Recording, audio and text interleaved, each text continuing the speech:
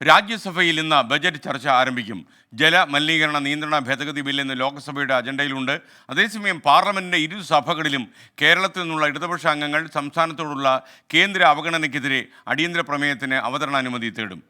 ഡൽഹിയിൽ നിന്ന് ആർ രാധാകൃഷ്ണൻ വീണ്ടും ചേരുന്ന വിവരങ്ങളുമായി.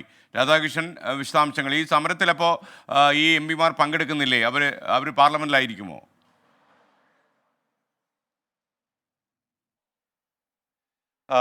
തീർച്ചയായിട്ടും അല്ല എസ് കെ.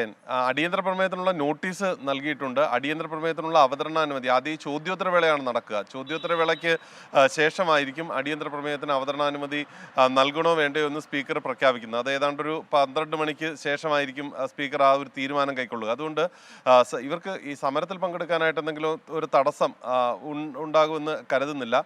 സാധാരണഗതിയിൽ ഇത്തരത്തിൽ ഒരു സമരം ഒരു സംസ്ഥാനത്തിൻ്റെ ഭാഗത്തു നിന്നോ അഥവാ ഏതെങ്കിലും ഒരു പ്രതിഷേധത്തിൻ്റെ ഭാഗമായിട്ടോ അങ്ങനെ നടക്കുമ്പോൾ ഈ പാർലമെന്റ് നടക്കുന്ന സമയമാണെങ്കിൽ ആ വിഷയം രാജ്യത്തിന്റെ ശ്രദ്ധയിലെത്തിക്കാൻ അടിയന്തര പ്രമേയമായിട്ട് ആ വിഷയം സഭയിൽ അവതരണാനുമതി തേടും. പക്ഷേ നമുക്ക് കണ്ടുവരുന്ന ഒരു കാഴ്ച അങ്ങനെയുള്ള അടിയന്തര പ്രമേയത്തിനൊന്നും അവതരണാനുമതി ലഭിക്കത്തില്ല. പ്രത്യേകിച്ച് സഭ നിർത്തിവെച്ച് ചർച്ച ചെയ്യാനൊന്നും സ്പീക്കർമാർ തയ്യാറാകില്ല, അഥവാ ചെയർമാൻ തയ്യാറാകില്ല. അതിന് പകരം ശൂന്യവേളയിൽ ഈ വിഷയം ഉന്നയിക്കാനായിട്ട് ഒരു അനുവാദം നൽകുന്ന ഒരു സാഹചര്യം ഉണ്ടാകും. അങ്ങനെ ശൂന്യവേളയിൽ ഈ വിഷയം ഉന്നയിക്കാൻ അവകാശം ലഭിച്ചാൽ ഏതാണ്ട് 12 മണിക്ക് ശേഷം എപ്പോഴെങ്കിലും ഈ വിഷയം ഇതാണ് കേരളത്തിന് നേരെ ഉണ്ടാകുന്ന ബുദ്ധിമുട്ടെന്ന് സഭയിൽ പറയാൻ പറ്റുന്ന ഒരു അവസ്ഥയാകും ഉണ്ടാവുക.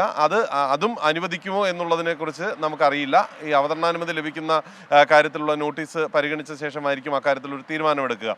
ഏതായാലും സഭയെ സംബന്ധിച്ച്, രണ്ട് സഭകളെ സംബന്ധിച്ചും ഇന്നും ചൂടുപിടിച്ച ചർച്ചകളുടെ ദിവസമായിരിക്കും. പ്രത്യേകിച്ച് രാജ്യസഭയിൽ ബഡ്ജറ്റ് ചർച്ച നടക്കുന്നു എന്നുള്ളത് കൊണ്ട് തന്നെ ലോക്സഭയും അതിന് സമാനമായിട്ടുള്ള ചർച്ചകളിലെ വേദിയായി മാറുകയും ചെയ്യും. രാജ്യത്തെ സംബന്ധിച്ച് വലിയ രീതിയിൽ ഇനി ധവളപത്രം എന്ന ഒരു പ്രഖ്യാപനം ധനമന്ത്രിയുടേതായിട്ട് വന്നിട്ടുണ്ട്. ധവളപത്രം ഇറക്കും. UPA കാലത്തെ സാമ്പത്തിക വിനിമയത്തിൻ്റെ ക്രമക്കേടുകൾ അടക്കമുള്ള വിവരിക്കാൻ എന്ന് വ്യക്തമാക്കിയിട്ടുണ്ട്. അത് 10-ാം തീയതിക്ക് ആകും ഉണ്ടാവുക എന്നാണ് ഇപ്പോഴത്തെ ഒരു പ്രതീക്ഷ. അങ്ങനെയാണെന്നുണ്ടെങ്കിൽ വലിയ രാഷ്ട്രീയ ശ്രദ്ധ നേടുന്ന വിധത്തിലേക്ക് കാര്യങ്ങൾ എത്തുകയാണ്. ഇന്ന് 8-ആയി. നാളെ ആണ് മുൻ നിശ്ചയിച്ച പ്രകാരമാണെങ്കിൽ പാർലമെന്റ് സൈൻ ഡേ ആകേണ്ടത് നാളെയാണ്. പക്ഷേ നാളെ പാർലമെന്റ് ഒരു ദിവസം കൂടി അതിൻ്റെ സമ്മേളനം കൂട്ടിയിരിക്കുകയാണ്. സർക്കാരിനെ സംബന്ധിച്ച് അവരും ചില ലക്ഷ്യമിടുന്നുണ്ട്. ഈ സംസ്ഥാനങ്ങൾ വ്യത്യസ്തങ്ങളായിട്ടുള്ള സമരപരിപാടികളുമായി രംഗത്തെത്തിയിരിക്കുന്ന സാഹചര്യത്തിൽ ഈ ധവളപത്രത്തിലൂടെയും